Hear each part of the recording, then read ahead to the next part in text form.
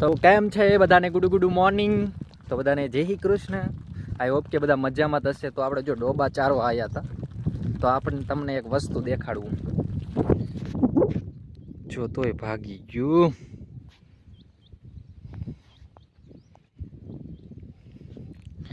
આને તમે એ સાઈડ શું કયો? ઝૂમ કરું જો.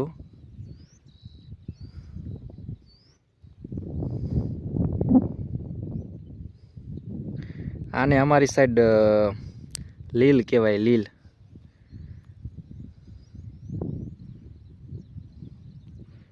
હજે આપણે થોડુંક ઝૂમ કરી, જેટલું થાય એટલું તમને દેખાડી.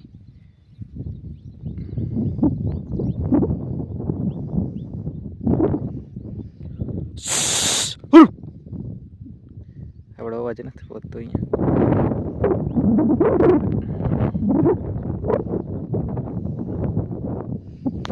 તો જો આવું બધું જોવા મળે.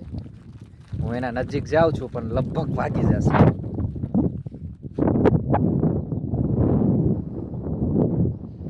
જો હાલવા માંડ્યો, એને ખબર પડી ગઈ કે આવે છે મજા.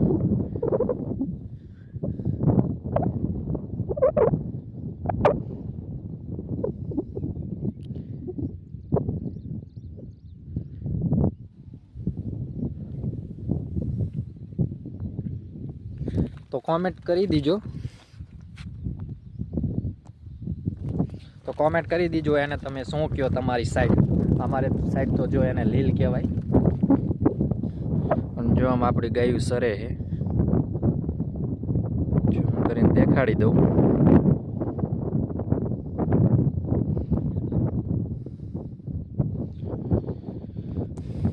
તો શું કહેવાય ને એ કમેન્ટ કરી દીજો. અત્યારે વધારે પવન અને બ્લોગ તો કાંઈ શરૂ કરવાનો આજે વિચાર નહોતો. લગભગ 10 જેવું થયું છે. 10 વાગ્યા ત્યારે આપણે સ્ટાર્ટ કર્યો.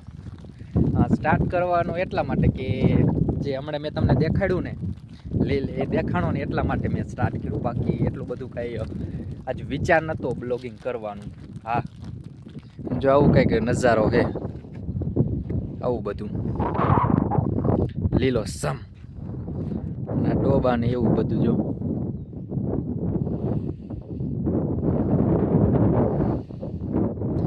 આપણે ડોબા સ્ટરે અને આપણે બેઠા બેઠા ફોન જોતા હતા, ત્યાં દેખાણું ને એટલા માટે મેં કીધું લાય બ્લોગ બનાવી નાખી. બીજું શું હોય.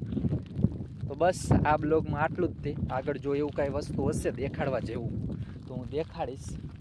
બાકી તમને એક થોડોક ઉપર ચડીને નજારો દેખાડી દઉં એવો છે ને, પછી અહીંયા આપણે બ્લોગ પૂરો કરી નાખીએ.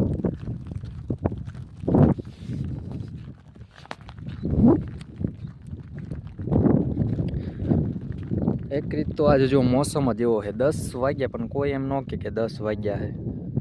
ચારે તરફ વાદળો જ ઓલા થયા, ચારે તરફ વાદળો જ ઘેરાયેલા.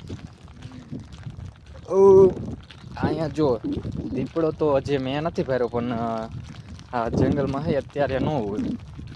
સાંજના સમયે અહીંયા એક તળાવ છે ને નજીક, અહીંયા પાણી પીવા આવે એવું બધા કહે.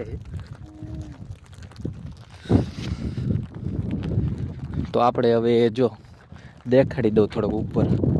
બધાયના ડોબા જો અહીંયા ચરવા આવે, ગામના બધાયના. આપણા અહીંયા ચરે છે, દેખાય ને એ ભેંસ.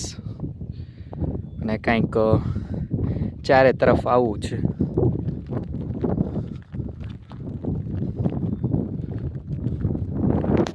વહી ગયું છે રોજડું રહ્યું ને, વહી ગયું લીલડું. હા, હવે નહીં દેખાય. તો આપણે આ બ્લોગ રહ્યો ને અહીંયા જ રાખીએ છીએ. એવું લાગે આગળ જો કાંઈ સારી વસ્તુ હોય તમને દેખાડવા જેવી તો હું પાછો સ્ટાર્ટ કરીશ. તો આભાર.